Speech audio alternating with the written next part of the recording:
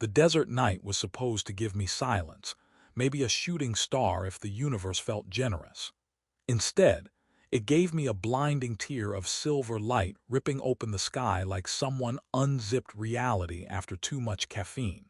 I dropped my sandwich, which felt symbolic somehow, right before a column of shimmering energy spiraled down and touched the earth with a thunderous hum. I didn't run, mostly because my legs forgot how. Also because curiosity apparently overrides survival instincts in my species. Some scientist should write that down.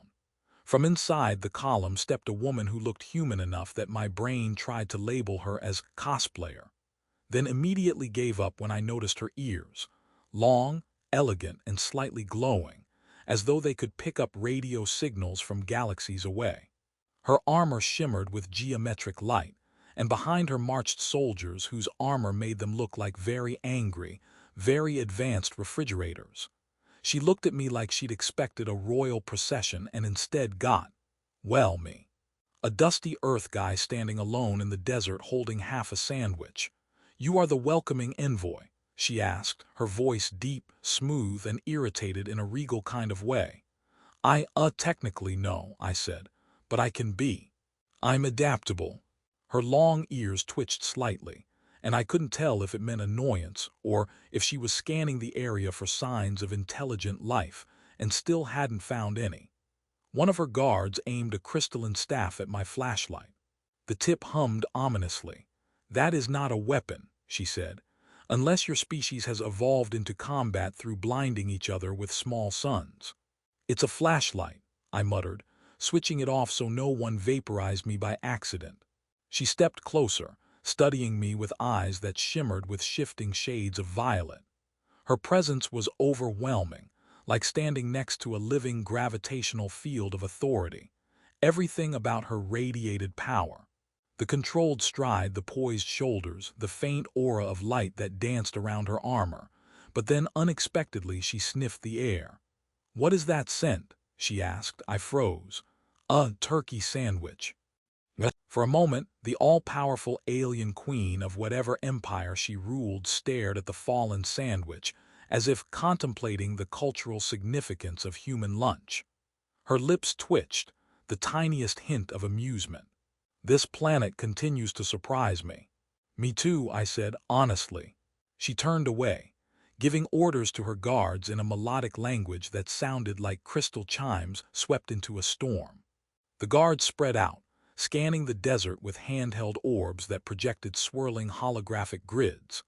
Meanwhile, the queen raised her hand and summoned a translucent panel that floated in midair, displaying star maps and streams of glowing data I couldn't begin to understand.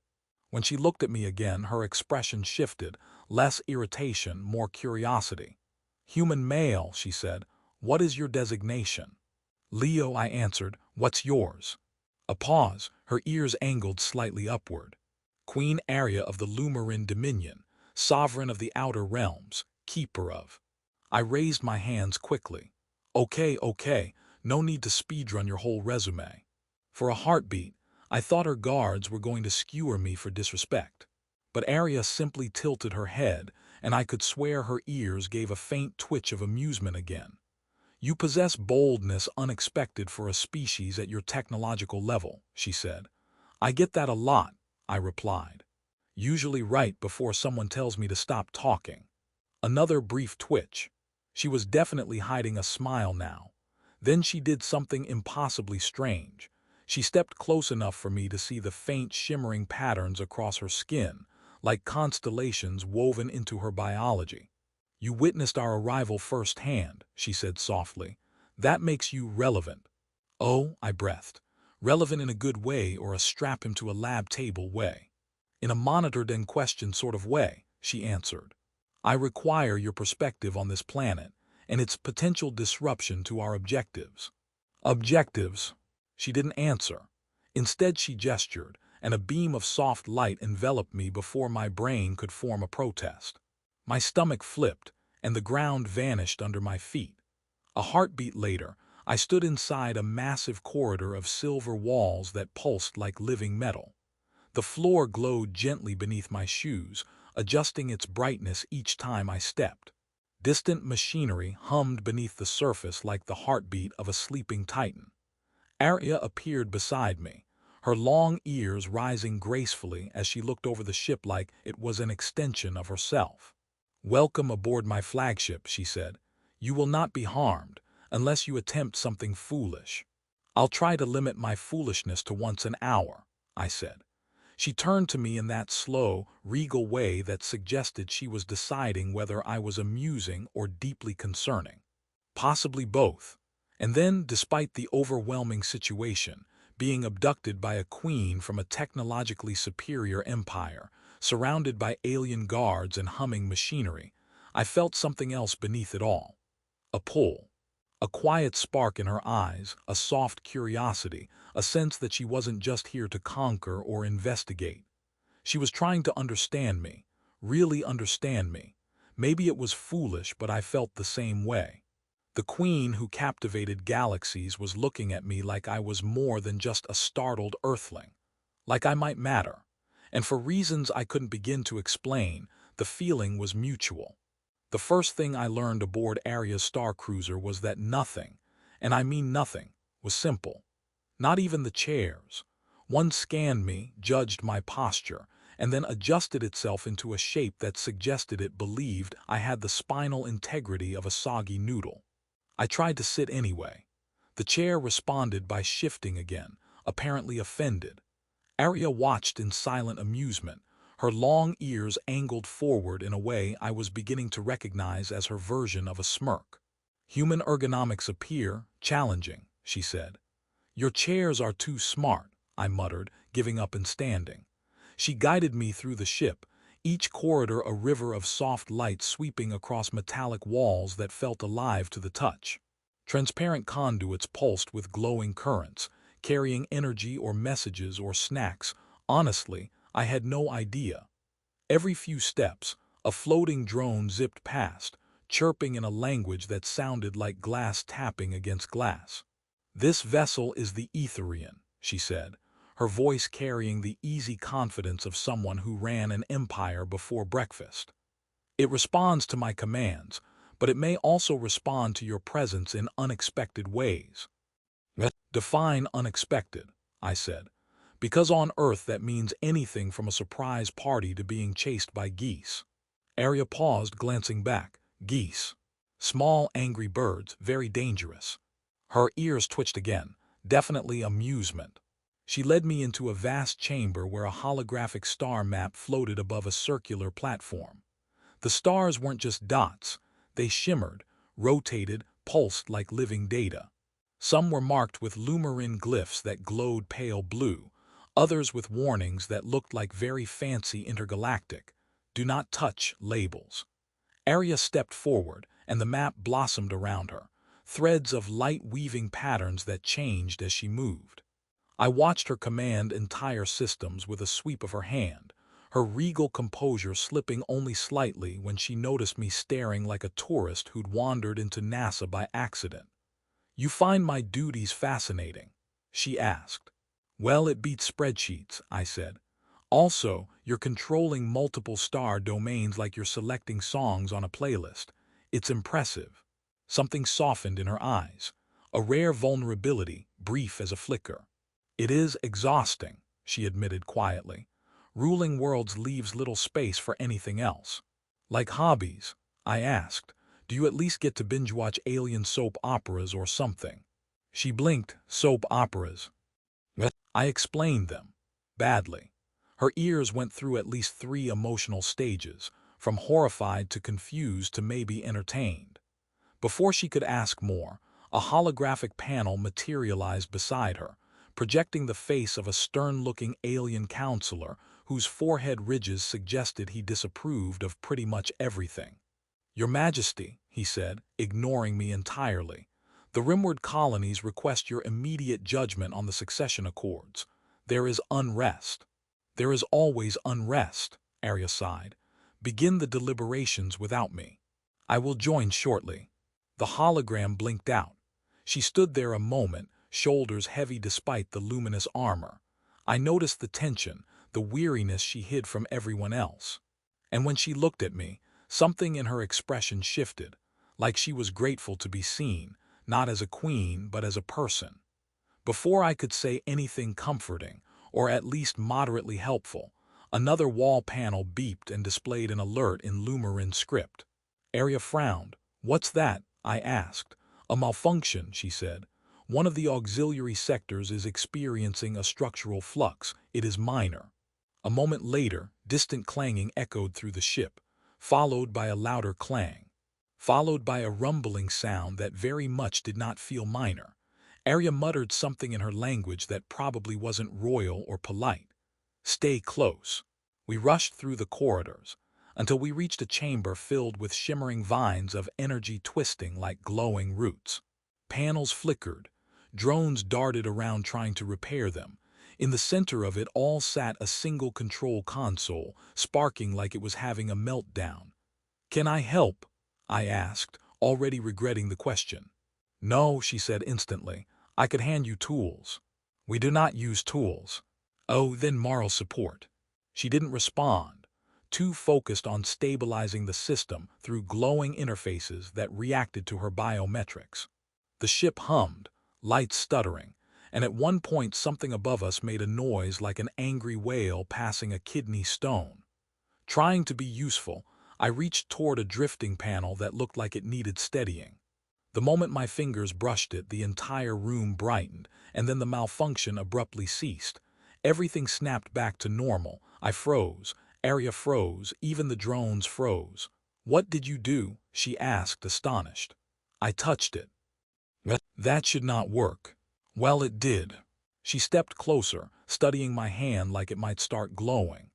"Human biology is not compatible with our systems, yet the ship reacted as if you were."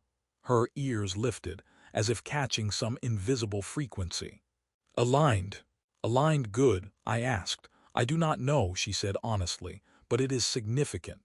Then something else happened, something small, subtle, but undeniably real. Her gaze softened, almost warm, as though this strange compatibility between me and her living starship meant something deeper, something she wasn't ready to say out loud. And for the first time since meeting her, I felt the shift. I wasn't just a human she'd brought aboard for questioning. I was becoming part of something larger, something that pulled us closer with every shared moment, accidental discovery, an awkward joke neither of us fully understood. The alarms began as soft pulses, almost polite, as if the ship didn't want to disturb anyone. Then they escalated into a full wailing chorus that suggested we were seconds from being launched into the void. I had just enough time to think, "Yep, this tracks," before Arya burst into the chamber, her long ears angled sharply backward in a way I'd never seen. "Leo, stay behind me," she ordered, voice steady but edged with urgency. "Is this about the chair I insulted? Because I swear I didn't mean it." "This is not about the chair." The lights flickered. Holographic glyphs spun wildly across the walls.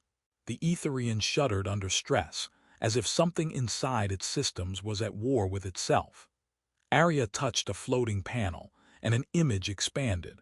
A group of armored rebels forcing their way through an auxiliary corridor. Their insignia was twisted, jagged, wrong. "They seek to dethrone me during vulnerability," she said. "They believe my connection with you has made me weak." "Wow," I breathed. "I've never been the reason for a coup before. Usually I'm just the reason microwaves break." Her eyes softened, only for a heartbeat, before hardening into regal resolve. "We must stop them before they reach the core." We sprinted through the corridors, drones zipping overhead like frantic bees. The ship's living metal surfaces rippled, reacting to our movements. Panels adjusted, pathways reformed. For a moment, I thought it was responding to Arya. Then I realized it was responding to me as well, opening routes that glowed under my feet. Arya noticed. "It favors you. That is unexpected." "I'm charming," I panted. "Metal walls love me." She huffed a small sound that, under less dire circumstances, I would have claimed as a laugh. We reached the core chamber, a vast sphere of light suspended between energy gates. It pulsed like a star being held in the palm of a hand. The rebels were already there, attempting to override the containment locks. Their leader, a towering Lumarin with angular tattoos and a permanent scowl, raised his staff. "Your reign ends today, Arya," he thundered. "You have let an Earthling cloud your judgment." "Hey now," I called out, stepping beside her before she could stop me. "I'm not clouding anything. I'm more like light fog." Arya shot me a look of pure exasperated affection. "Leo, please do not antagonize the armed insurgents." "Right, sorry." The rebels charged. Arya moved first, her armor activating in a bloom of radiant shields. She deflected energy bolts, countering with precision strikes that sent shockwaves of shimmering force across the chamber. The rebels tried to surround her, but the ship shifted its own architecture, walls flowing like liquid metal, to block their path. One rebel made the mistake of trying to flank us. I panicked and slapped my hand against the nearest interface. The panel lit up, brighter than before, and the floor beneath the rebel dissolved into a containment bubble that swallowed him whole. Arya stared. "How did you?" "I pushed a button. I didn't know what it did. I thought it might be lights or maybe a coffee dispenser." Before she could respond, the rebel leader lunged for the core, intending to destabilize it. Arya dashed forward, but the distance was too great. Instinct screamed at me that if he reached that shimmering sphere, the ship would tear itself apart and take us with it. I did the only thing I could think of. I ran straight toward the core and slammed both my hands into the control ring. The ship reacted instantly. Energy surged up my arms, not painfully, but like warm light pouring through me. Symbols flared across the walls. Pathways locked. The core sealed itself behind a barrier of crystalline light. The rebel leader struck the barrier and was thrown backward in a crackling burst. Silence fell. Arya approached slowly, eyes wide, her ears lifted in disbelief. "Leo, the ship has fully integrated your signature. It accepts you. You saved us." I swayed, exhausted. "Can I sit now, even if the chair hates me?" She caught me before I fell. For someone wearing armor made of starlight, she was surprisingly warm. "You have changed much since the night we met," she murmured. "I thought you were merely curious, foolish, terrified." "I was all of those things," I said. "Still am sometimes." "And yet you stood between an empire and destruction," she said softly. "Not as a subject, not as an outsider, but as my equal." The rebels were escorted away by drones, and the ship's hum settled into its usual steady rhythm. The crisis had passed, the danger gone, but Arya didn't release me from her arms. She held me a moment longer as though grounding herself. Later, when the ship returned to calm, she guided me to the observation deck. Stars stretched endlessly, a tapestry of light and possibility. She stood beside me, her long ears glowing faintly in the starlight. "What happens now?" I asked. "That depends on you," she said. "You could return to your world, your life. Or you may stay here, among the stars with me." I looked at her, really looked. The queen who commanded galaxies, the woman who laughed at my terrible jokes,